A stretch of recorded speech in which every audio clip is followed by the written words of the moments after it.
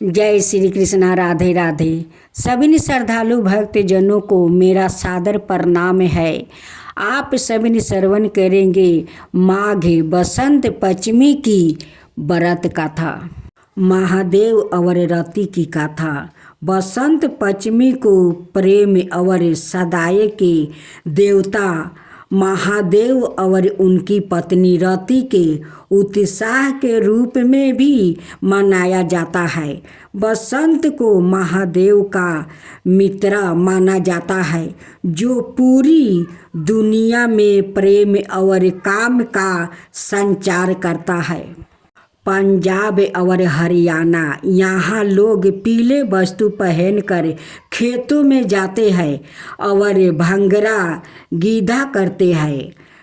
पंजाबी यहाँ का मुख्य आकर्षण होती है।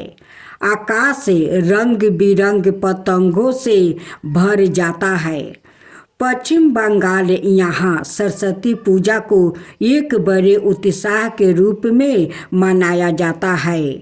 पंडाल सजाया जाता है और ढाक की थाप पर देवी की आराधना की जाती है।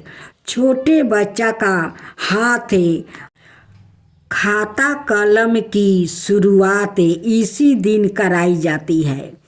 राजस्थान यहाँ लोग केसरिया साफा पहनते हैं और लोक गीतों के साथ ऋतुराज का स्वागत करते हैं।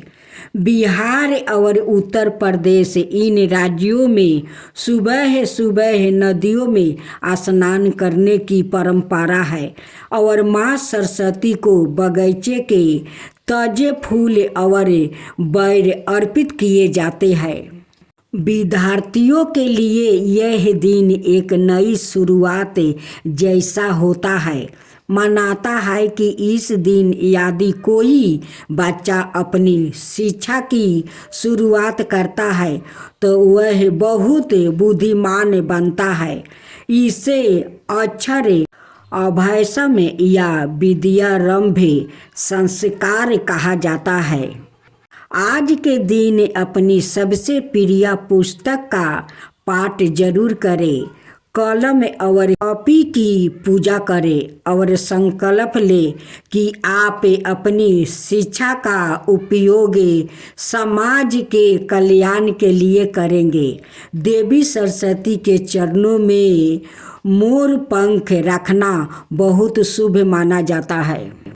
बसंत पंचमी 2026 से हमें केवल धार्मिक अनुष्ठानों की याद नहीं दिलाता, बल्कि यह हमें ज्ञान के अंधकार से प्रकाश की ओर ले जाने का संदेश देता है। यह पर्व सिखाता है कि जिस तरह प्रकृति पुराने पतों को त्याग कर नए पतों को अपनाती है, वैसे ही हमें भी अपने भीतर की बुराइयों और आलसाय को त्याग कर नए विचारों और ज्ञान को अपनाना चाहिए। पीला रंग बसंत ऋतु के आगमन, सौभाग्य और माँ सरस्वती की प्रियता का प्रतीक है। यह रंग हिंदू धर्म में ज्ञान और शुद्धता को दर्शाता है। साथ ही यह पकती हुई फसलों का रंग भी है, जो समृद्धि का संदेश देता है। भगवान शिव और अगस्त्य मुनि की कहानी।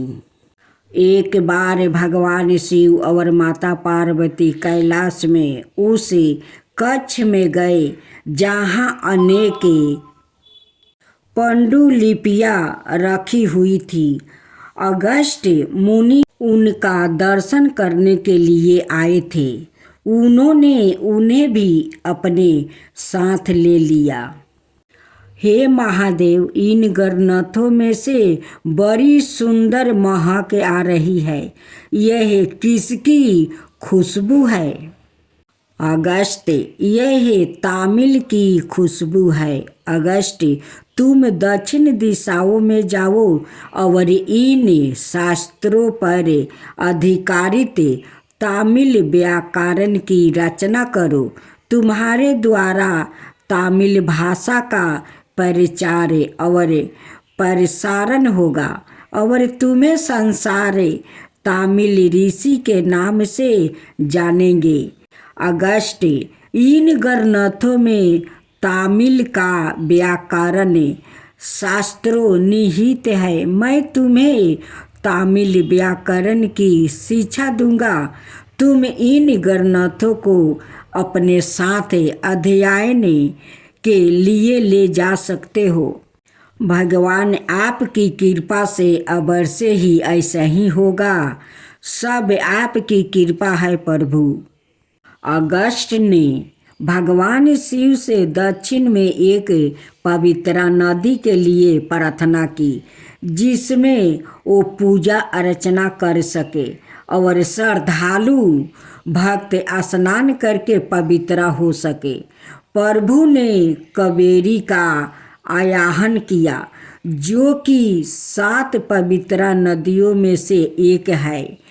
कावेरी, तुम अगस्त के साथ दक्षिण दिशा में लोक कल्याण हेतु जाओ।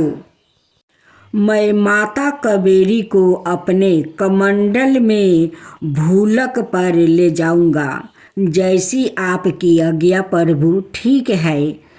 उचित समय पर कावेरी पृथ्वी पर सवाए प्रवाहित हो जाएगी। सूर्यपद्म नाम का असुर ने इंद्र को परास्त करके अमरावती पर कब्जा कर लिया और देवताओं को बंदी बना लिया। सूर्यपद्म से भयभीत हो इंद्र श्रीकाली में जा छिपा। एक दिन नारद मुनि उनसे मिलने आए। इंद्र ने मुनि से अपनी व्यथा वर्णन किया। मुनिवर, मैं प्रतिदिन शिव पूजन करता हूँ, पर वह उपवन जिसे मैं पूजा के पुष्प तुरता हूँ, जल के अभाव में वो सूख गया है। कृपया इस उपवन की रक्षा का कोई उपाय बतलाइए। इंद्रदेव, आप श्री गणपति से प्रार्थना करें, वो कृपा करके आपको कावेरी नदी दान में दे देंगे जो कि इस समय अगस्त मुनि के कमंडल में वो निवास कर रही है। नारद का आदेश मानकर इंद्र ने गणपति की आराधना की। गणपति प्रसन्न हुए। उन्होंने एक कौवे का रूप धारण किया और कुंडगु पर्वत पर गया। वहाँ अगस्त मुनि ध्यानवस्था बैठे हुए थे। वह कमंडल तो अगस्त के पास ही रखा हुआ है। मैं उसे चुपके से लुढ़का देता हूँ। ए बालक, तू बड़ा शरारती है। रुक, मैं अभी तेरे सिर पर एक चपटा लगाता हूँ। मेरे कमंडलू को किसने गिराया? अच्छा, जरा ऐसा करके तो दिखाइए। गणेश ने एक ब्राह्मण बालक का रूप धारण किया और मुस्कुराते हुए वहाँ प्रकट हो गया। जैसे ही अगस्त मुनि ने अपना हाथ उठाया, उन्होंने देखा कि बालक के स्थान पर गणपति खड़े हैं। हे गणपति, मैंने आपको पहचाना नहीं। मुझसे बड़ी भारी भूल हो गई है। पराचित के रूप में मैं सवाए ही अपने सिर पर वो थापर लगाऊंगा। हे विनायक, आप संसार के लोक पर अकारण ही करुणा करते हैं। आपके सामने अपने भक्तों के कष्टों का निवारण करने का इतना आग्रही कोई भी नहीं है। आपके मंदिर में जो भी श्रद्धालु आए और अपना सर थपथपाए, उन पर आप कृपा करें। मुनिवर, आप व्यर्थ में दुखी ना हो। मैंने इंद्र को वरदान दिया है कि कावेरी यहाँ से प्रवाहित होगी। आज से कावेरी पूरे दक्षिण भारत को पवित्र करेगी। हे गणपति, आप आशीर्वाद लेकर मैं भूलक की यात्रा पर निकल पड़ती हूँ। कावेरी, तुम्हारे तटों पर बड़े बड़े मंदिर बनेंगे और तुम्हारा पुण्य सदाए उजागर रहेगा। जय श्री कृष्णा। राधे राधे। भक्तजनों, सभी श्रद्धालु भक्तजनों को मेरा प्रणाम है। आज आप सभी श्रवण करेंगे बुधवार की पावन शुभ व्रत की कथा। शांतिपुर नगर में कृष्णा मुरलीवाला नाम का एक व्यक्ति रहता था। वो बहुत धनवान था। कृष्णा मुरलीवाला का विवाह शांतिपुर नगर की सुंदर और गुणवती लड़की राधिका से हुआ था। एक बार कृष्णा मुरलीवाला अपनी पत्नी को लेने बुधवार के दिन वो शांतिपुर नगर गया। कृष्णा मुरलीवाले ने पत्नी के माता पिता से वो राधिका को विदा कराने के लिए कहा। माता पिता बोलते हैं, बेटा आज बुधवार का दिन है। बुधवार को किसी भी शुभ कार्य के लिए यात्रा करना ठीक नहीं होता है। लेकिन कृष्णा मुरलीवाला नहीं माना। उसने ऐसी शुभ अशुभ की बातों को नहीं मानने की बात कहता है। बहुत आग्रह करने पर राधिका के माता पिता ने बेबस होकर दोनों को विदा कर देता है।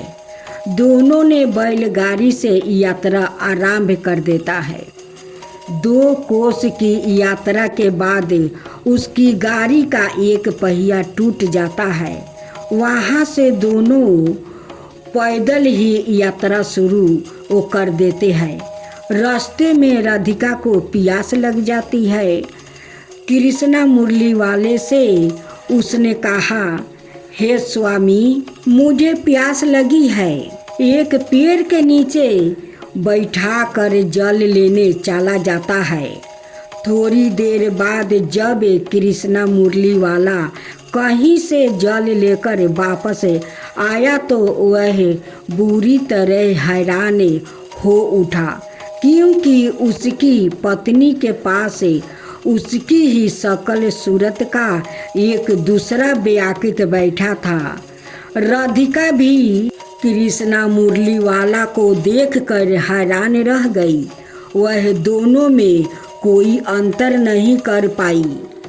कृष्णा मुरलीवाले ने उस व्यक्ति से पूछा, तुम भाई कौन हो और मेरी पत्नी के पास क्यों बैठे हो?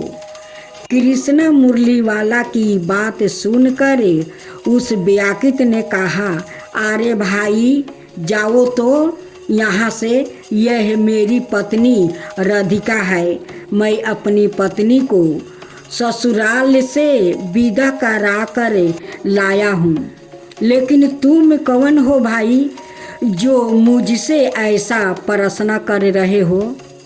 कृष्णा मुरलीवाला ने लगभग चीखते हुए कहा, तुम जरूर कोई चोर या ठग हो। यह मेरी पत्नी राधिका है। मैं इसे पेड़ के नीचे बैठा कर जल लेने गया था। इस पर उस व्यक्ति ने कहा, अरे भाई झूठ तो तुम बोल रहे हो। राधिका को प्यास लगने पर जल लेने तो मैं गया था। मैंने तो जल लाकर अपनी पत्नी को पिला भी दिया है। अब तुम चुपचाप यहाँ से चलते बनो, नहीं तो किसी सिपाही को बुलवा कर तुम्हें पकड़वा दूंगा। दोनों एक दूसरे से लड़ने लगा। उन्हें लड़ते देखकर बहुत से लोग वहाँ इकट्ठा हो गया। नगर के कुछ सिपाही भी वहाँ आ गया। सिपाही उन दोनों को पकड़कर राजा के पास ले गया। सारी कहानी सुनकर राजा भी कोई निर्णय नहीं कर पाया। राधिका भी उन दोनों में से अपना वास्तविक पति को नहीं पहचान पाई। राजा ने दोनों को कारागार में डाल देने के लिए कहा। राजा के फैसले पर असली कृष्णा मुरली वाले भयभीत हो उठा। तभी आकाशवाणी हुई, कृष्णा मुरली वाला, तूने राधिका के माता पिता की बात नहीं मानी है और बुधवार के दिन अपने ससुराल से जबरदस्ती अपना पत्नी को विदाई करके ले जा रहा है। यह सब भगवान बुधदेव के प्रकोप से हो रहा है। कृष्णा मुरली वाले ने भगवान बुधदेव से प्रार्थना की कि हे भगवान बुधदेव, मुझे क्षमा कर दीजिए। मुझसे बहुत बड़ी गलती हो गई है। भविष्य में अब कभी बुधवार के दिन यात्रा नहीं करूँगा और सदाए बुधवार को आपका व्रत किया करूँगा। कृष्णा मुरली वाले ने प्रार्थना करने से भगवान बुधदेव ने उसे क्षमा तो कर दिया। तभी दूसरा व्याकृत राजा के सामने से गायब हो गया। राजा और दूसरे लोग इस चमत्कार को देखकर वो हैरान हो गया। भगवान बुधदेव की इस अनुकंपा से राजा ने कृष्णा मुरली वाले और उसकी पत्नी को सम्मान पूर्वक विदा कर दिया। कुछ दूर चलने पर रास्ते में उन्हें बैलगाड़ी भी मिल गया। बैलगाड़ी का टूटा हुआ पहिया भी वो ठीक हो गया था। दोनों उसमें बैठकर शांतिपुर की ओर चल दिया। कृष्णा मुरली वाले और उसकी पत्नी राधिका दोनों बुधवार को व्रत करते हुए आनंद पूर्वक जीवन वो बिताने लगे। भगवान बुधदेव की अनुकंपा से उनके घर में धन संपत्ति की वर्षा होने लगी। जल्दी ही उनके जीवन में खुशियाँ ही खुशियाँ भर गया। बुधवार का व्रत करने से स्त्री पुरुष के जीवन में सभी मंगल कामनाएं पूरी होती है और व्रत करने वाले को बुधवार के दिन किसी आवश्यक काम से यात्रा करने पर कोई कष्ट भी नहीं होता है। तब बोलो बुध भगवान की जय, गणेश भगवान की जय।